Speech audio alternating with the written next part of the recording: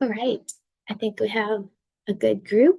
So I am Nikki Galloway. I am the Research Data Management Librarian with the ODU Libraries, and in collaboration with the Career Pathways Program, I'm here to provide some information about research data management planning.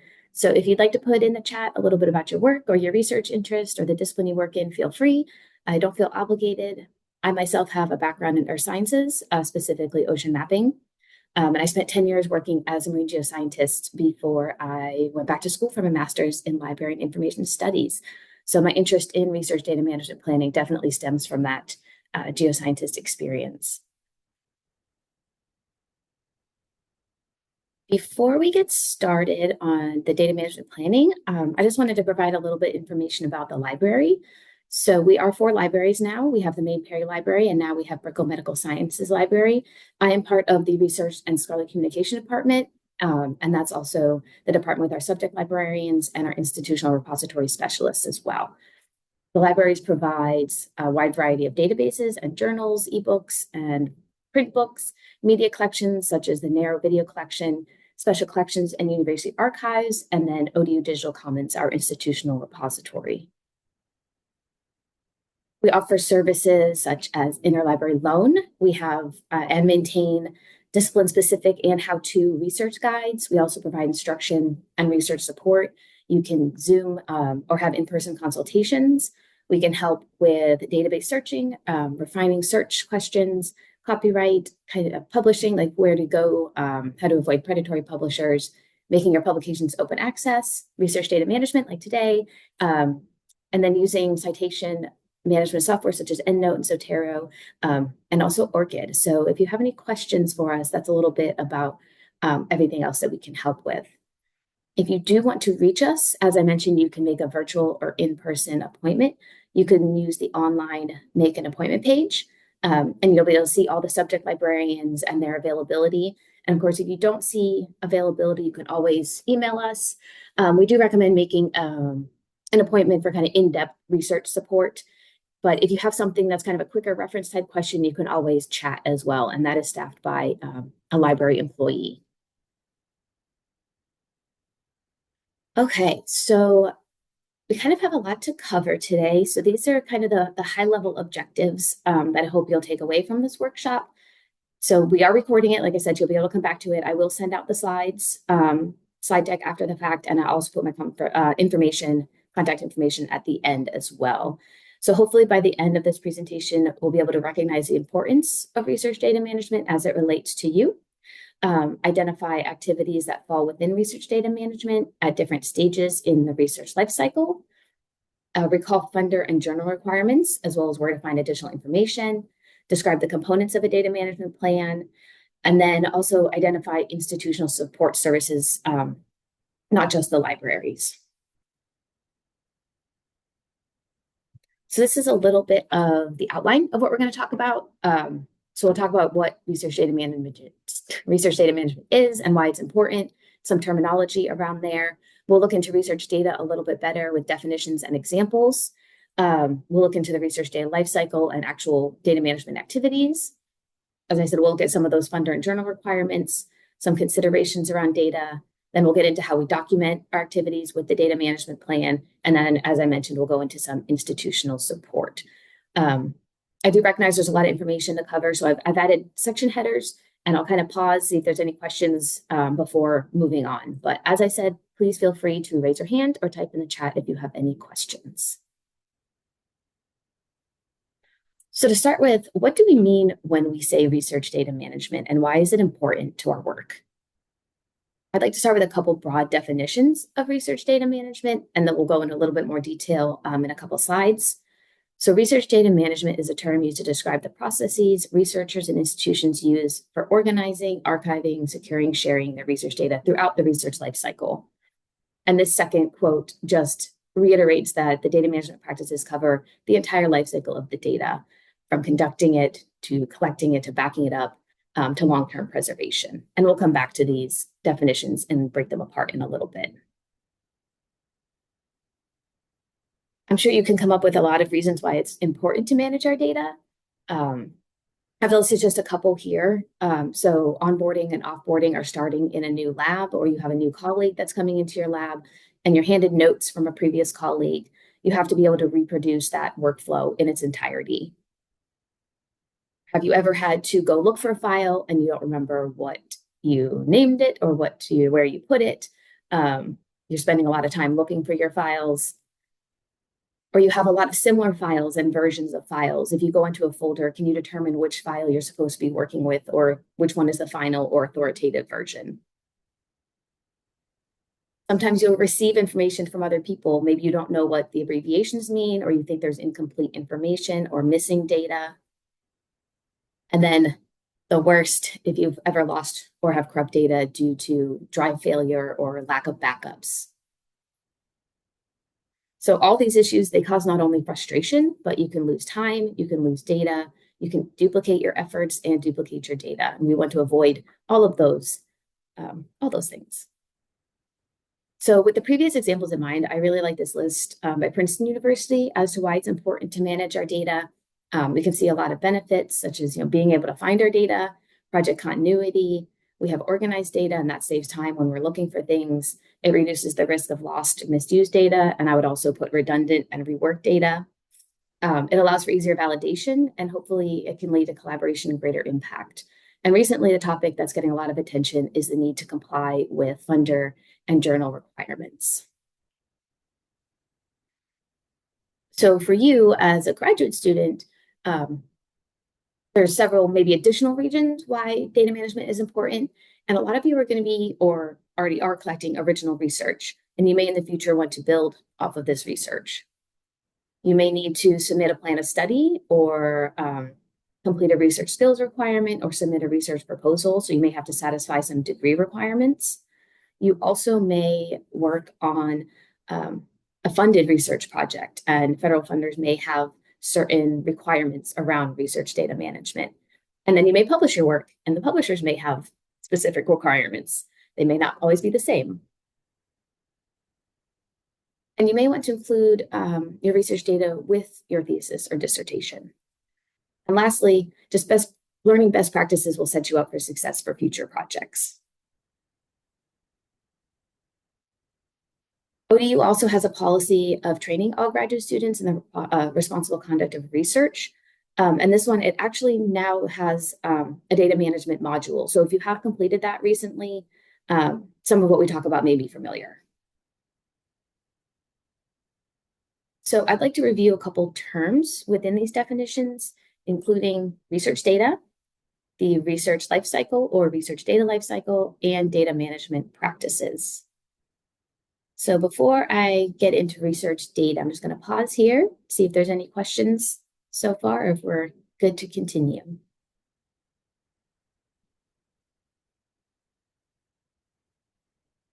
Excellent. So ODU actually has a research and scholarly digital data management policy. And according to this policy, research data is digitally recorded information necessary to support or validate a research project's observations, findings, or outputs. But depending on your discipline, what might be considered data will be different. So someone studying maybe weather, maybe recording daily observations of temperature or precipitation, while someone studying user experience, maybe conducting surveys. And also, photographs, satellite imagery, audio, video, interview transcripts, and models. Depending on your discipline, those could all be considered your data. I pulled a couple examples from some of our ODU theses and dissertations as to what data has been mentioned in the abstract. So this one is from history, and they used organizational records, artwork, and oral history interviews. This one is from biology, and they were studying swimming behaviors of cuttlefish and using high-speed videography. And then this one is counseling and human services, and the data was gathered from one-on-one interviews. So there's a wide range of what can be considered data. And just for your information, that since 2016, it's a requirement from the graduate school to submit theses and dissertations electronically instead of in print. And the libraries do place those in ODU Digital Commons, which is our institutional repository. And we have had several theses and dissertations that have included their data sets as supplementary information.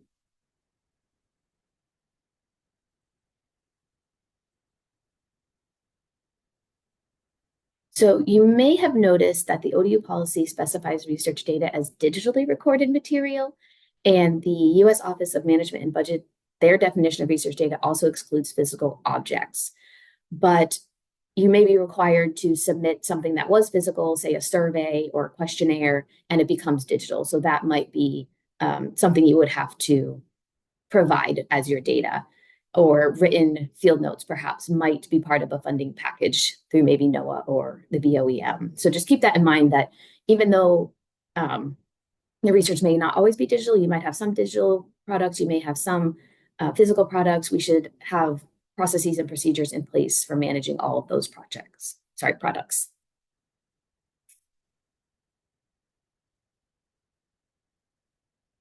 So that's just a little bit about research data and how ODU defines research data. The next two terms I'd like to review, and I'm going to review them together, they kind of go together, are the research data lifecycle and data management activities. But does anyone have any questions about research data before we move on?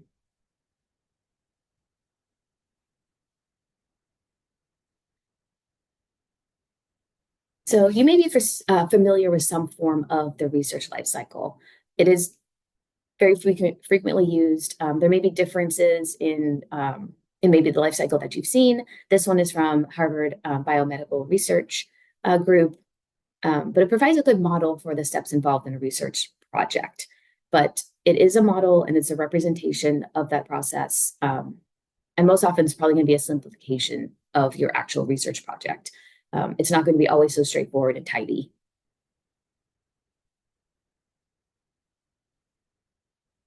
And some specific activities that fall within research management, I found they can kind of be grouped into these four themes. So data organization, data documentation, data storage, and then data sharing and preservation. I'm going to go through each of these themes. I'm going to keep the lifecycle wheel up, and then I'm going to put little boxes. They'll show up around the phases where you might most think about that particular activity. So the first one is data organization. And you'll want to establish a structure and a file naming convention before you start collecting data and ensure that this is well documented. So you want to think about how your data should be organized, whether it's by date or by experiment or something else entirely. You'll want to keep your raw and your processed data separate. You'll want to make sure you have a method for versioning your data files if necessary. And then when you publish your data, you might want to think about the file formats, whether it's proprietary or more open, and what could be more accessible to a broader audience. Some software has specific outputs that you might only be able to open with that specific software. So that's just something to keep in mind. And Stanford Libraries linked here has some best practices for file formats. And I really like this by Ohio State, that best practices begin with knowing what data you have and where it is. And that's really, at the heart of your data organization scheme. Data documentation is often called metadata, and this is important throughout the whole entire life cycle. So this is the who, what, where, when, and why of your data and your research project. It's going to help you and others understand what you did, how you did it, why you did it. It may have the contents of your files, your methodology, any abbreviations you used, all your file naming conventions. And then if anything changes, be sure to document it, what changed, when did it change, and why. There's a lot of different ways you can document your data. You can have README files or code books. If you're actually writing code, you can comment in there directly as to what's going on. And then, so this from the University of Illinois Library Guide gives just a brief overview of kind of a lot of different documentation formats. Data storage should definitely be thought about in the beginning of the project as to what options for storage will be best for your data, especially if there are any privacy concerns or sensitive data or confidentiality that will necessitate a higher level of access control. And during the data and collection phases, it's kind of what I think of active storage. So you're actively in there, you're working on it, you're collecting, you're creating, you're analyzing. So this is also where you need to think about versions and backups and roles and responsibilities and who needs to have access to the data and when and why. If you are using a computing environment, you do want to make sure that you're using the correct one. So ITS has a regulated research data storage matrix that kind of provides some guidelines. But they do note you can always contact ITS or the Division of Research and Economic Development if you have any questions about it. And then I just have a link here to learn more about research computing because they also provide support, storage, and training. So they're a really good resource. And then data sharing and preservation kind of occurs at the end of a project, or at least, part of a project, once your data are in a final state. And things we may think about here are, where are we going to store the data? What repository are we going to use? Who should have access? Is my documentation complete and accurate? As we said, are there restrictions to who needs to have access to this data? Do I need to apply a license so users understand how I want my data to be used? We'll get into repositories in a little bit when we start talking about the data management plans, but they're a centralized place that hold data. You can share data publicly and organize data in a logical manner. And then these licenses I was talking about will tell people how you want your data or any of your scholarly output to be used. And Creative Commons is a common way to do that. So they have different levels of licensing. So if you want non-commercial, you can apply that and things like that. So I put a couple links there to get you started. And the best time to think through all these activities and decide on your best practices is at the planning and design phase of your research before your project starts. So one way we could document our data management activities is with a data management plan. And many of the same principles that we talked about as to why research data should be managed can also apply to why we should document the processes and procedures.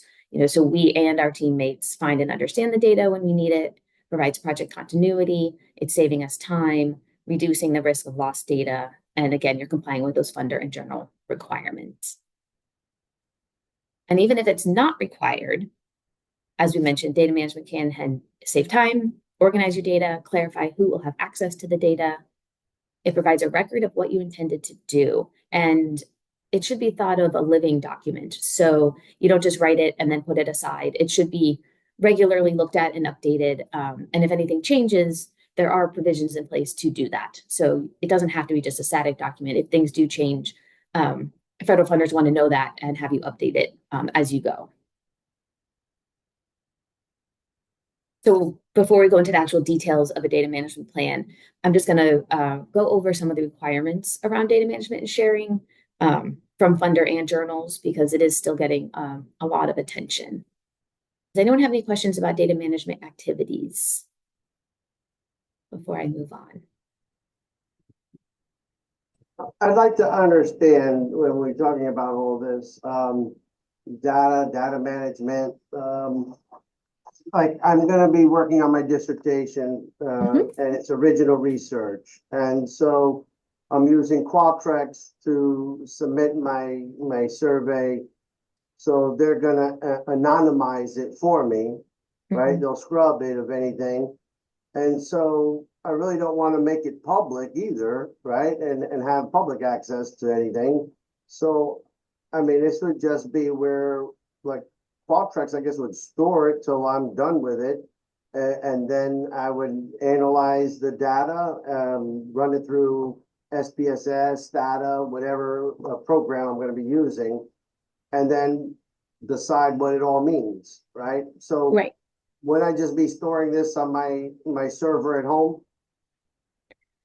You could. There are repositories that will allow you to restrict access, so they don't have to be public, at least not to everybody. If you are using, if you will be getting any funding, that's where it kind of comes into, you funders are expected to make the data public. So that kind of comes with that. So if you, all right. So in the future, when I'm doing other stuff that's funded by other people, then I could do this. Yes, Fantastic. That's correct. Yep. Got it. Okay. Yes. So, but if you do publish, and you are submitting to a journal, the journal may also have some requirements around data sharing, and we're going to get into that here as well. So there are kind of two sides to that. If it is for Okay. your dissertation, you may not have to, but if you're going to submit that to a journal, they may have other requirements around that data Got it. sharing. Okay, fair enough. Cool. Thank you. Yeah, of course. Okay, so before I do jump into kind of the requirements, I just want you to be aware of these two terms, I guess, terminology. So you might hear about the FAIR data principles, making data findable, accessible, interoperable, and reusable, and then the CARE principles for Indigenous data governance, which kind of complements the FAIR principles, but considers both people and purpose. So I just want to make you aware of those terms that you may hear when people talk about data sharing. So here's where we get into the federal funding agencies. A lot of the bigger agencies right now, NIH, NSF, they do require data management plan to be included with proposals for funding. And the US government is expecting increased data sharing and public access to research data on the premise that taxpayers should have timely access to the research outputs that they're funding. So this has come about with two Office of Science and Technology policies. So there was a memorandum in 2013, and this instructed a subset of federal agencies to develop public access plans that how they would provide public access to their research output. And then the 2022 memorandum builds upon that 2013 memorandum to include all federal agencies with R&D expenditures. So this slide provides a little bit of a comparison between the two memorandums, but the main takeaways here are that the requirements specified in 2022 applies to all agencies. It specifies the removal of an embargo period for papers, and the data underlying the research papers must be made available at the time of publication of the associated paper. There's a longer list. The Association of Research Libraries put out a comparison. This is just kind of a condensed version of that. So the 2022 memo indicates that the public access plan should outline the policies that federal agencies will use to establish researcher responsibilities. And those plans have to be publicly posted by this December 2024 and go into effect no later than 1 year after they've been published. And data management plans are one way that agencies can establish and track researcher responsibilities.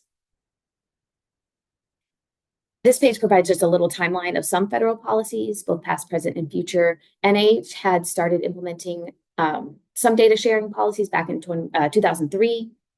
In 2011, NSF established a data management plan requirement.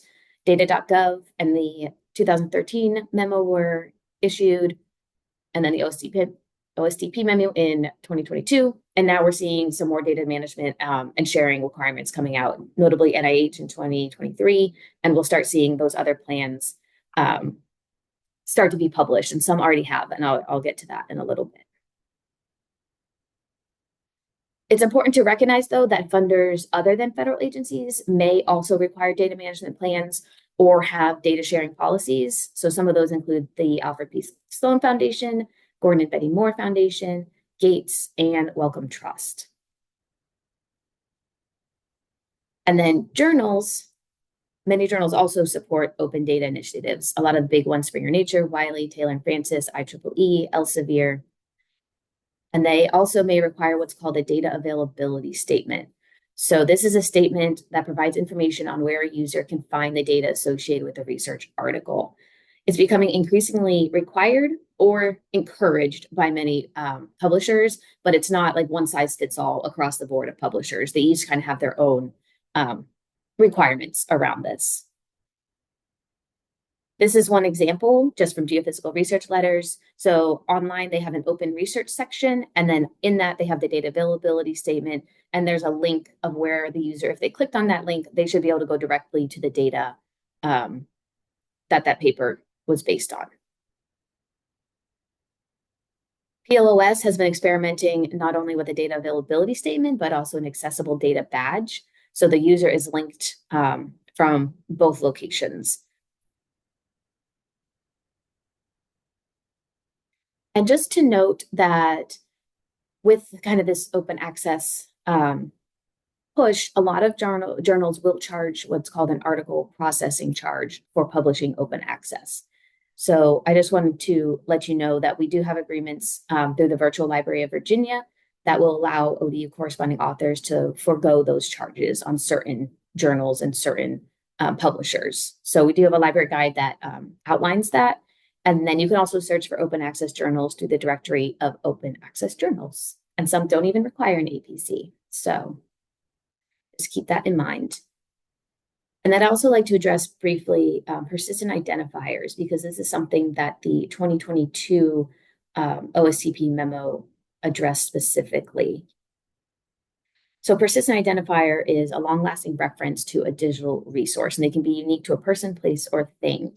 So you may be familiar with digital object identifiers, which have been traditionally for research outputs. There's also identifiers for organizations, research organization registry, and for researchers. The big one is ORCID. And these persistent identifiers for researchers will be required down the line for federal funding. They're not all right now, but they will be in the future. And a lot of publishers also require ORCIDs. So for more information about that, happy to answer questions, or we also have a guide that'll kind of walk through that. But those are just two things that I wanted to just mention kind of tangentially. Okay. Here, I just want to talk about a little bit that although the previous couple slides do emphasize the data sharing and dissemination of both research in the research lifecycle and from the memos, there are some considerations around data, including should data be shared. So you may hear as open as possible, but as closed as necessary. So I like what North Carolina State University, they make an important point that properly managing our data doesn't necessarily equate to sharing or publishing that data. So there might be some kinds of data that are not shareable due to the nature of the records themselves or ethical and privacy concerns. So you have, we might have direct or indirect identifiers, personally identifiable information, even locations of endangered species. Have we actually gained consent for data sharing? If that's not in our informed consent document, that might be something that would be a restriction. And then, as we mentioned, anonymizing or de-identifying data before it is released, or even controlling access to data. And then, depending on the data that you do intend to collect, you may be subject to additional reviews and or oversight. So you have IRB, you have the Animal Care and Use Committees, Institutional Biosafety Committee, etc. So just to keep that in mind. And if you are going to use existing data, which is common, either to build off of or use to answer new research questions, you do need to take a couple steps and just say, are the data reliable and valid? Are there any access requirements? Are there any legal restrictions? And if you want to combine your data sets, again, those access and legal restrictions might come into play. Okay. Does anyone have any questions before I move on to how we actually would document our data management activities? I know that's a lot of fun. All the funders in the federal agencies kind of have their own way of doing things. So if you do have specific questions on that, I'd be happy to discuss that further. So yep, no, sorry, go ahead.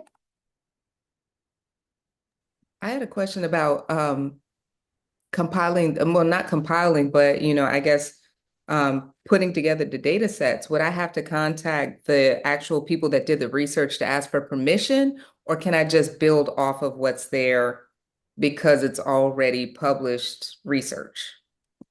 I would say that would depend on the data set. So when you deposit into a repository, you may put in or add a license to it, a reuse license. So that might be as simple as you can do anything, you can adapt, you can transform, but you have to give me credit kind of thing.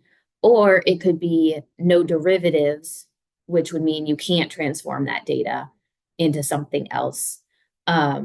Or non-commercial. You could use it for things, but non-commercially. So it may depend on the data. And if it's not specified, a lot of papers still say, please contact the author, either for the data or access to the data or things like that. So it probably depends on your use case.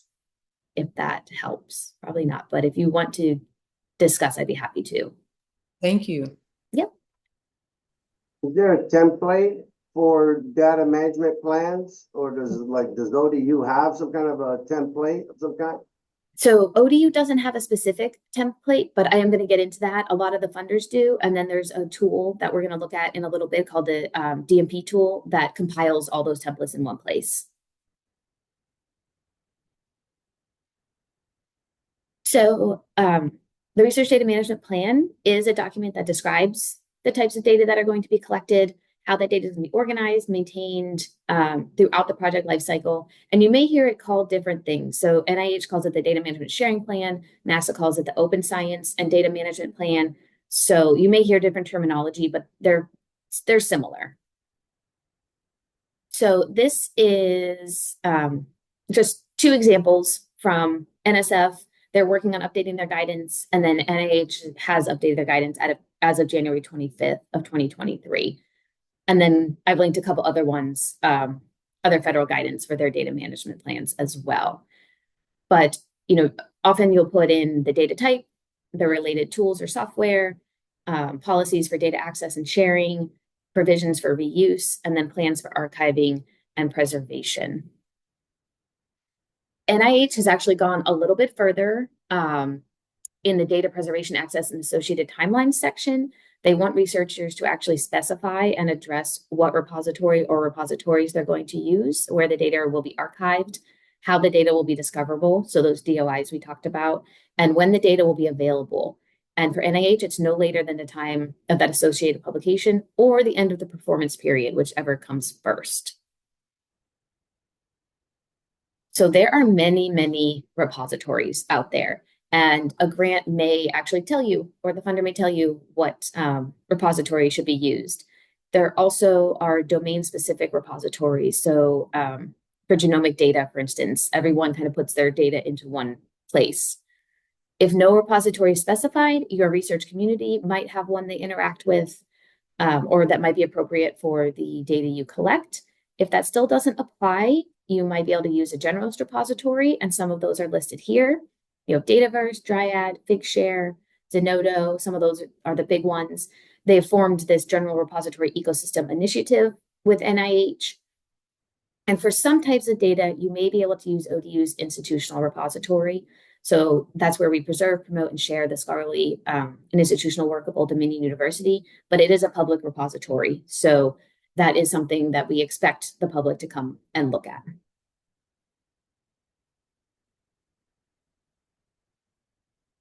There's been maybe a little bit more emphasis on data sharing repositories in the STEM fields, but I do want to point out that there are several for the social sciences and humanities as well. ICPSR is the Consortium for Political and Social Research based at the University of Michigan. They maintain a data archive of over 350,000 files. And then there's also the Qualitative Data Repository out of Syracuse University, and they provide curation process, advice on documentation and data identification, long-term preservation, and etc. So there are some repositories out there for that. So if you're curious about your own discipline and what changes might be in the works from a federal standpoint, science.gov is a great resource. It has this public access plans and guidance page, and it has a list and provides links and information to public access plans in response to the 2022 memo if they're available. So they do say to check back frequently as they do update those when they become available. So creating a data management plan, like I said, there are templates and frameworks that are provided by funders and other agencies. NIH has a template, ICPSR has a framework, there's a template on the NOAA page. The DMP tool also kind of collates all these templates specific to a funder, and it kind of is like a step-by-step guidance. So I am going to open that and just take a quick look at it. We are going to have a more in-depth workshop in October about the DMP tool specifically, though. So let me see if I can bring it up. Okay, can everyone still see my screen? Okay. So we do have an institutional login now. So I'm going to log in. I'm going to sign in with my institution. It should bring me to Midas.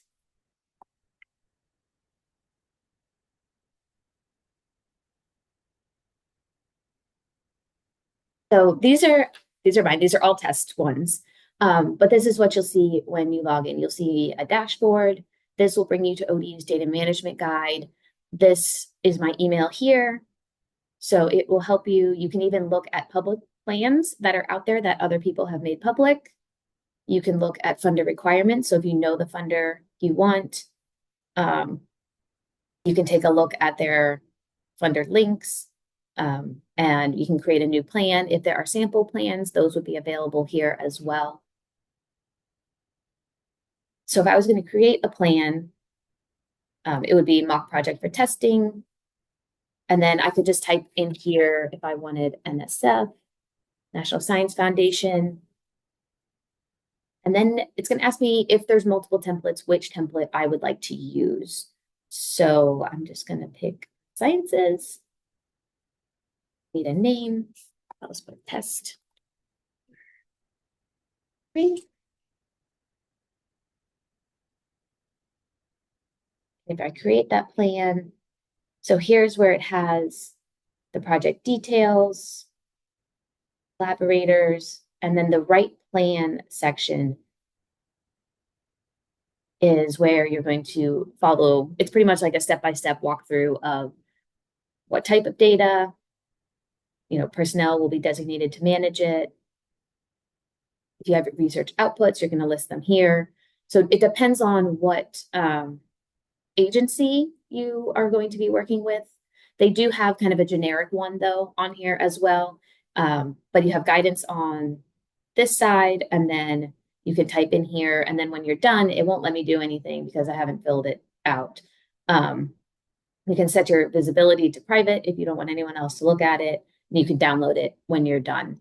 The only thing that I've heard about this is funders have generally limited the page to 2 pages, I believe, is the limit.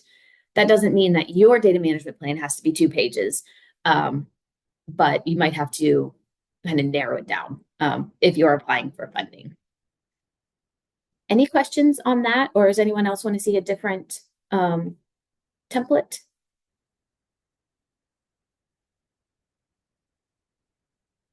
It's free to log in. And like I said, we have that institutional login now. Yes. Do you, so I'm in with Giovanni, I'm in the public admin PhD program, and I know that we are about to have an upgrade to our requirements that will require us to have a data management plan as part of our process. We haven't seen those yet, so I don't know if they will specify a template that we're to use. If they don't, can you sort of point us to your recommended generic template for non-funded research? Yes. So let me go back to the dashboard. I would probably, I think if I will look, I'm going to look into that a little bit more. Is this, you're talking about for the graduate school itself, to 4th year proposal and dissertation proposal? Yeah. I don't know if there's going to be a template yet, but I think for now, I will check and I'll look through. But this one might be this digital, based on the Digital Curation Center template. But this one is pretty good. Just what data will you collect or create? It's pretty straightforward. How will the data be collected? How are you going to document your data? Are there any legal issues that you would want to think about? This one's pretty straightforward. So I will get back to you on that. And if there isn't a template, I would like to at least there be a recommendation for you. So I'm going to write that down. But right off the bat, this one would be like my go-to, just because the questions are very straightforward. It has a lot of good things on, to consider. Do you have sufficient storage? How are the data going to be backed up? That sort of thing. It's pretty straightforward, has some really good questions to consider. But I don't want to tell you to use this one until I know for sure. And the name on this one was Digital Curation Center, is that correct? Yes, that's correct. Okay, Yep. excellent. Thank you. Yeah, sure. Excellent. Anything else need to review over here? Like I said, we will be having another workshop in October about the DMP tool specifically. So hopefully by then we'll have an answer to your template question. Okay, I'm going to go briefly back to the slides and just go into a little bit of additional resources. So the ODU maintains a lot of guides. A couple of them are just listed here. I'm just going to jump into it really quick and go to our research and publishing support guides. So in here, we have copyright, data management, we have information about our institutional repository, open access, ORCID publishing, all those good things. So, and that's directly on the front page of the library's website. If you scroll down, you can get to library guides right here. And then research and publishing support. So that gives a lot of good information. I maintain the data management one. So there's a general data management one, and then a data management and funder policies as well. It doesn't have all the policies on there. There's too many, but there is a subset. But if there's one you see and you want more information about it, feel free to let me know. And then in addition to that, there are some other institutions. A lot of institutions have a lot of information about research data management. So ASU Libraries has kind of a tutorial for how to use the DMP tool. Illinois has a self-guided workshop for the data lifecycle. So there's other places out there that have some really good resources too. On campus, we have the libraries, which we've kind of gone over. There's the Division of Research and Economic Development. So they will help with grant and funding development, compliance, innovation, and commercialization. They work really closely with the Research Foundation for sponsored research support from pre-award through post-award. And then, as I mentioned, Information Technology Services has a research computing support. They will do consultations and training if you need questions about data storage or where to put it, and also for sensitive and regulated data. So these are just some of the other resources that you may need to or want to reach out to as you're starting your research. If you do want to get make a research appointment on that side, you can select location. I'll just do virtual, but this is where you'll see all the staff members. And then you can click on them and see, what their availability is. And just make an appointment directly this way. If you are doing virtual, it'll send you a Zoom link. So it's super easy. If you don't see anywhere that works on here, then you can just email us and we'll work something out with you. But I just did want to point out that it's pretty easy to make an appointment with a subject librarian as well. All right. Well, thank you, everybody.